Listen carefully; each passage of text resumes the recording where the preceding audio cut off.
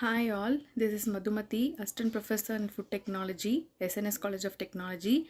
So in the continuation of the previous video, let us see about the another method of thermal processing of fruits by irradiation method. So what do you mean by irradiation? It is nothing but it consists of exposing the foods either pre-packed or in bulk to the direct action of the electromagnetic rays. So when these foods are made to bombard against materials, they can knock off an electron from an atom or molecule. So this we often call it as the ionizing irradiation. So where mainly the X-rays and the gamma rays are used by incorporating the irradiation technique by using short wavelength radiations that have a very high associated energy levels. So coming to, if you see in this picture, we can see the electromagnetic spectrum that is ranging from the wavelength 10 to the power 3 to 10 to the power minus 12.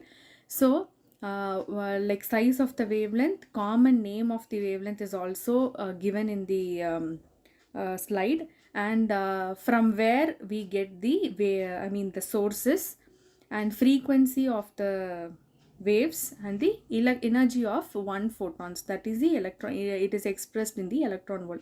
So when we see here irradiation, like mainly based on these electromagnetic spectrum only, we are getting the specified wavelength or the frequency that is needed. So for example, if we see in this picture, like infrared and the ultraviolet, so this comes under the wavelength range 10 to the power minus 4 to 10 to the power minus 6.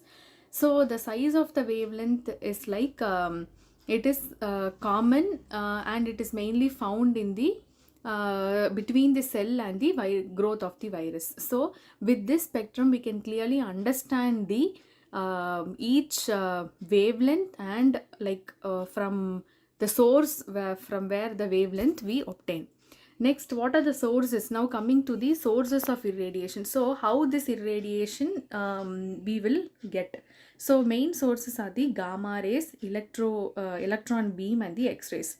So gamma rays, they actually come from the spontaneous disintegration of the radionuclides. So by the process of disintegration of these radionuclides, we will be able to obtain the sources of gamma rays. And mainly we will get from the waste that is secreted from the nuclear. And electron beams, these are the stream of energy energy electrons that are propelled from an electron gun. These are very much similar to the beta particles, and they give like no waste output, and it operates in an inline equipment. Whereas the X-rays, we all know about X-rays. It is a beam of accelerated electrons which is directed at a thin plate of gold, producing a stream of X-rays from the other side. So these are the few sources of irradiation. Coming to the characteristics of these radiation source, that is cobalt 60, that is the like previous slide we saw about gamma rays, electron beam and X-rays. So studying about the characteristics, like how much power they can penetrate, like what will be the efficiency and throughput, and like also like technically whether it is complex or much like less complex, like we can judge with the help of the characteristics.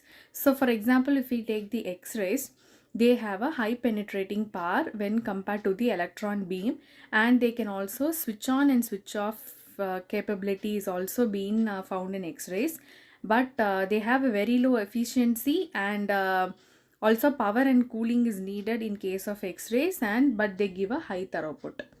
And specifically when we speak about a detailed note on the different sources of irradiation, gamma rays, mainly cobalt 60 is the main choice for the gamma radiation source. So how these are produced is by the neutron bombardment in a nuclear reactor of the metal cobalt 59, then which is encapsulated in stainless steel pencils to prevent any leakage during its use in an irradiator. And also Cobalt has okay, so these cobalt has a half-life of 5.3 years, and they have a high penetrating and can be used to treat full boxes of the fresh or frozen food. And over mainly 80% of the cobalt 60 available in the world market is being produced in Canada only. But the other producers are the Russian, Republic of China, India and South Africa. But cesium 137 is the only other gamma emitting radionuclide, so that is suitable for industrial processing of materials. And also there is no supply of commercial quantities of cesium 137. Coming to the electron beams, since the associated energy level of these rays are much too low to be practical value in preservation, they need to be accelerated to make them acquire the required amount of energy for irradiation process. So since the electrons will not be able to penetrate very far into the food when compared to the other two gamma and the X-rays, they can be used just for the treatment of some thin packages of foods or for free flowing or the falling grains. This electron beams radiation can be suggested. So coming to the action of the ionization irradiation, like we are categorizing into direct and the indirect action. So what does the direct action does is the chemical events as a result of energy decomposition on the target molecule. In indirect, these radicals that are formed from the radiolysis of water only. And coming to the doses of irradiation, so when we pass a particular amount of the irradiation into any food material, the main thing plays a major role is how much of dose is required for the particular food material. So based on the food material, the time of exposure and the location of the product plays a major role in deciding the desired amount of dose to be given for any food material. So as I told, we will express the dose in terms of gray, that is the GY notation, and mainly this 1 gray is it will represent 1 joule of energy observed per kilogram of irradiated product, and 1 gray is actually equivalent to 100 radiation, that is absorbed dose. And mainly depending upon the mass, bulk density and thickness of food only, the doses will be decided. Then these are the units of radiation dose and the radioactivity. So as we saw in the before slide itself, like we are expressing in gray, or in radioactivity we call it as becquerel. In absorbed dose we are expressing the unit of radiation in the terms of gray. So definition of 1 gray is equal to 1 joule per kg, whereas 1 becquerel is equal to 1 disintegration per second. So these are the conversions that are given in the slides. Then this is like some of the applications where the food irradiation is being done. Like what are the benefits, how much dose is given, and the products for which the irradiation is done. So depending upon the food irradiation application, we are categorizing into low dose, medium dose and high dose. So low dose is up to 1 gray. From 1 to 10 we are categorizing as medium, and more than 10 to 50 we are categorizing as high dose. So here they have given like the range of doses given for the products that are listed in the table. Like for almost like all products like potatoes, cereals, pulses, fresh and dried fruits, and fresh and frozen seafood, meat, poultry, seafood, spices, everywhere this irradiation process is applied. Main aim is to increase the shelf life and to extend the shelf life. So in this slide they have given the extent of dose and the purpose of food irradiation. So how much dose should be given for the particular purpose of food irradiation is the examples, and the purpose and the dose limit is given. And comparison to the thermal pasteurization. So how we are comparing the irradiation to the thermal pasteurization is like when we go for raw foods, pasteurization is not much comfortable method for poultry, meat and seafood, but irradiation is mostly possible for all types of raw foods. So like a small lag is there in between the irradiation and the pasteurization. So there is a term called cold pasteurization. What is it? Cold pasteurization is nothing but This irradiation only we are referring in the other terms as cold pasteurization. So because it is actually accomplishing the same objective like the irradiation only. For example, milk without any substantial increase in product temperature. And these are some of the historical milestones achieved during the invention of this food irradiation.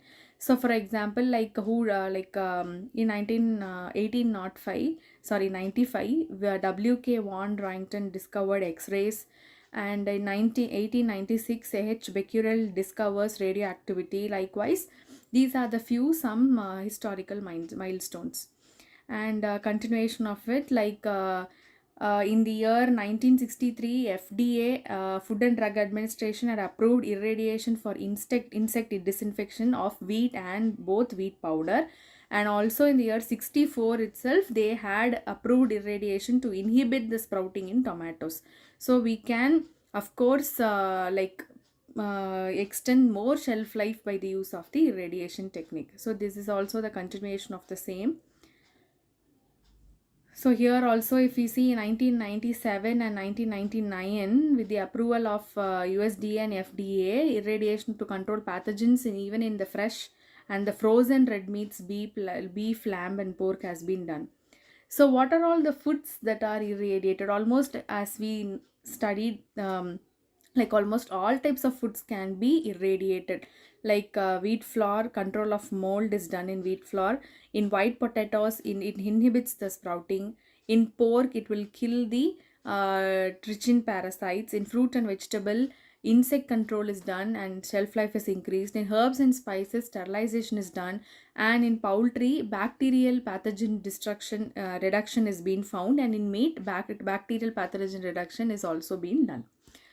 So what changes that occur in the quality of, so coming to this main area is like we can do irradiation. So what are all the changes that occur in the any food material? So when we see like not little if any change in physical appearance, there will be obviously no color or textural change as with traditional heat preservation.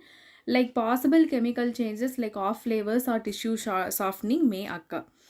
So coming to the scope of irradiation, mainly it has a higher scope in disinfection, shelf life extension, decontamination and the quality of the final product. So these are some of the pictures where and irradiation was being used, technique is being used to control the insect control instead of fumigation. And disinfection is mainly done for the control of insects.